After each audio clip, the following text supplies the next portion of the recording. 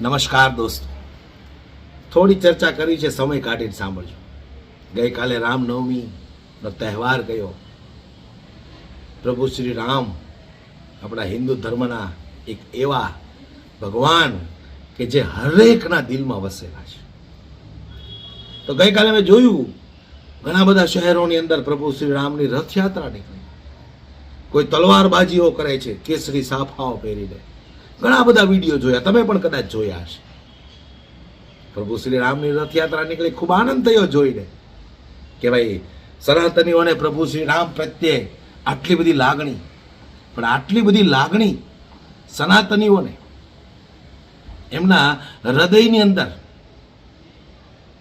સ્પર્શી ગઈ. એની પાછળનું કારણ શું છે? તો કે ભારતીય જનતા પાર્ટીની સરકાર, નરેન્દ્ર મોદીએ શ્રી રામચંદ્ર ભગવાનનું મંદિર બનાવ્યું. ત્યાર પછી 80% લોકોને તો એમ જ થયું કે રામચંદ્ર ભગવાન છે. 80% એમાં એના અંધભક્તો આવી ગયા. હિન્દુત્વ જગાડ્યું, પ્રભુ શ્રી રામ કો લાએંગે, હમ ઉनको લાએંગે. ઘણા બધા લોકોને એમ જ થયું કે પ્રભુ શ્રી રામ અત્યારે જ આવે છે, એ પહેલા કોઈ શ્રી રામચંદ્ર ભગવાન હતા જ નહીં. એના અંધભક્તો તો એટલા ભક્તિમાં લીન થઈ ગયા. પણ કાલે જે દ્રશ્ય જોયા ખૂબ આનંદ થયો. પણ એક વાતનું મને દુઃખ થયું દોસ્તો, એક વાતનું દુઃખ થયું. જેટલા શહેરોની અંદર પ્રભુ શ્રી રામની રથયાત્રા નીકળી, લોકોએ તલવારબાજીઓ કરી, કેસરી સાફા પહેરીને રથયાત્રાઓ કાઢી, પ્રભુ શ્રી રામના નારાઓ લગાવ્યા. પણ એક રથયાત્રાની અંદર મને એવું જોવા ન મળ્યું કે એક કઈ ધારાસભ્યનો દીકરો આ રથયાત્રામાં પ્રભુ શ્રી રામનો ઝંડો લઈ અને આગળ હાલ્યો હોય એવું તમને જોવા મળ્યું ક્યાંય?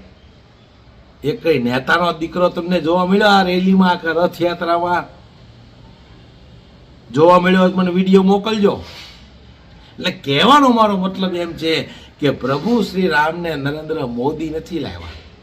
પ્રભુ શ્રી રામ તો વર્ષોથી આપણા દિલમાં વસેલા છે. આપણે જ્યારે જન્મા ત્યારથી જ આપણને ખબર છે કે ભાઈ આ પ્રભુ શ્રી રામ છે, આ લક્ષ્મણજી છે, આ સીતાજી છે, આ હનુમાનજી છે. નરેન્દ્ર મોદી લાવ્યા અને આપણને ખબર પડી હોય એવા આપણે નથી. એમના અંધભક્તો છે, એમાં ના નહીં. પણ કહેવાનો મારો મતલબ એ છે કે જ્યાં જ્યાં રેલીઓ નીકળી, પ્રભુ શ્રી રામની રથયાત્રાઓ નીકળી, ઢોલ નગાડા સાથે, પણ એક કઈ નેતાનો દીકરો તમને જોવા મળ્યો? ચાલો કદાચ મોટા દિગ્ગજ નેતાઓના દીકરાઓ ન આવે, પણ તમારા આસપાસના વિસ્તારના ધારાસભ્યનો દીકરો જોવા મળ્યો? ધારાસભ્યનો દીકરો તમને જોવા મળ્યો કે હાથમાં ભગવો ઝંડો લઈને આગળ દોડ્યો જતો હોય, જય શ્રી રામ કરતો? મને કોઈ તકલીફ નથી. મને તો ખૂબ આનંદ થયો. ભગવાન શ્રી રામની રથયાત્રા કાઢી, લોકોને સનાતન ધર્મમાં આટલી આસ્થા વધી. પણ નેતાના દીકરાઓ કેમ નહીં? જ્યારે આવી રેલીઓ કાઢવાની હોય, રથયાત્રાઓ કાઢવાની હોય, ત્યારે નેતાનો દીકરો કેમ એક કઈ નથી દેખાતો? એ તમે લોકોએ ક્યારે માર્ક કર્યું? તો ઘણા બધા કદાચ કોમેન્ટમાં એવું લખશે કે એ લોકોને આસ્થા નહીં હોય.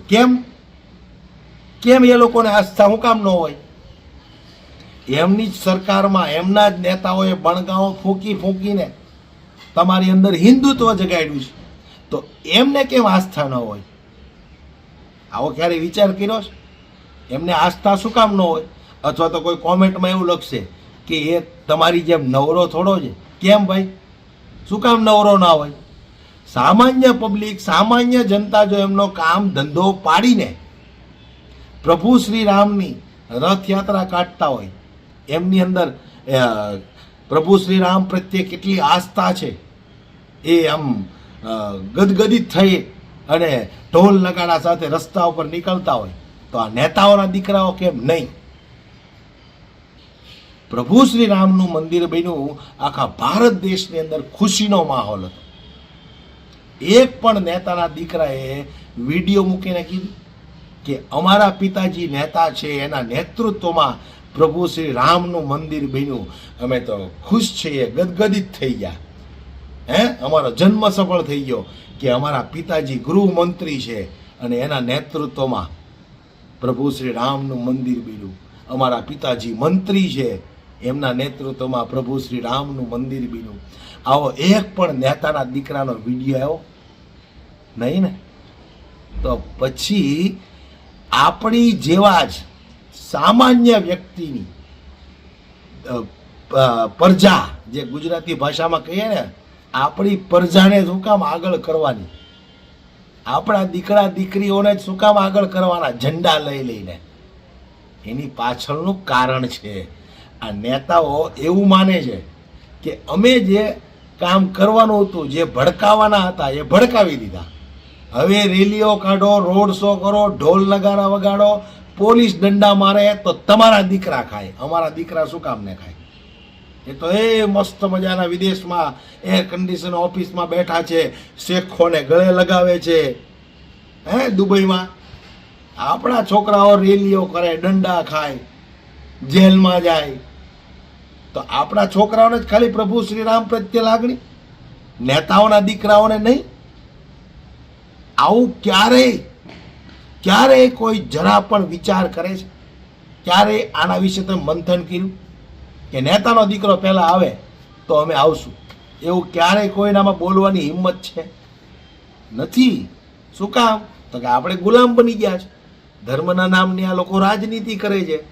આપણને ધર્મ શું છે એ તો આ નરેન્દ્ર મોદીએ આપણને સમજાવ્યું. બાકી આપણને ક્યાં ખબર જ હતી કે આપણે સનાતનીઓ છીએ? આ રામને લાવ્યા પછી તો ખબર પડી, લે પ્રભુ શ્રી રામ છે. પણ એ અંધભક્તોને મારે કહેવું છે કે જ્યારે તમે તમારા દીકરાઓને આગળ કરો છો, તમે આગળ થાવ છો, ત્યારે મોટા નેતાઓને નહીં, ત્યાં સુધી પહોંચવાનું તો આ અંધભક્તોની અંદર ગજવું પણ નથી. પણ તમારી આસપાસના વિસ્તારમાં તમારો ધારાસભ્ય હોય, ભારતીય જનતા પાર્ટીનો, કોંગ્રેસનો કે કોઈ પણનો, કે આમ આદમી પાર્ટીનો, એને કહો પહેલાં કે તમારા દીકરાને આગળ કરો, અમે ઝંડો લઈને આગળ થાશું. તમારા દીકરાને પહેલાં મોર કરો, અમે ધંધો રોજગાર પાડીને આવશું. કોઈ નહીં બોલે, કોઈ નહીં બોલે. કારણ કે આ લોકોને એવી પપુડી ભરાવી દીધી છે, એવું ગાજર ભરાવી દીધું છે ધર્મના નામનું. હળિયા પાટી ગીરા કરો. જાગો, કંઈક જાગો. નકામાં ક્યાંક ટલ્લે ચડી જશો તો તમારો પરિવાર રધળી પડશે. ઘણા બધા લોકો અમને કહે કે ભાઈ તમે પ્રભુ શ્રી રામની રેલી હોય ત્યારે દેખાતા નથી, આ હોય ત્યારે દેખાતા નથી, આસ્થાનો વિષય હોય ત્યારે તમે દેખાતા નથી. પણ અમારી અંદર પ્રભુ શ્રી રામ અમારા દિલમાં વસે છે. અમારે કોઈને દેખાડવાની જરૂર નથી રોડ ઉપર નીકળીને. હા, તેથી નીકળશું જેથી અમિત શાહનો છોકરો પહેલા આવશે ને હાથમાં ઝંડો લઈ કે ચાલો જય શ્રી રામ, તેથી અમે 1 ને 10 દિવસ કામ ધંધો પાડીને એની પાછળ રખડશું. છે તૈયારી એની આવવાની તો અમે આવશું. એટલે જાગૃત બનો. આ લોકો તમને ખાલી ધર્મના નામે ભડકાવી અને દંગા ફસાદ કરાવે, પોલીસના દંડા ખવડાવે, જેલમાં મોકલે, અને પછી એ બેઠા એ મજા કરે. જો કેવી મૂર્ખ જનતા છે. આપણા એક ઓર્ડરથી રેલીઓ કાઢવા માંડ્યા, પોલીસવાળાને ઓર્ડર કરે, ઠમઠોરો બધાને, પોલીસવાળા વાંયથી દંડાનો વરસાદ કરે ને એ લોકો મજા કરે. જાગૃત બનો. ભગવાને મગજ આપ્યું છે તો વિચારો કે નેતાનો દીકરો જે દી રેલીમાં આગળ આવશે ને તે દી અમે જાશું.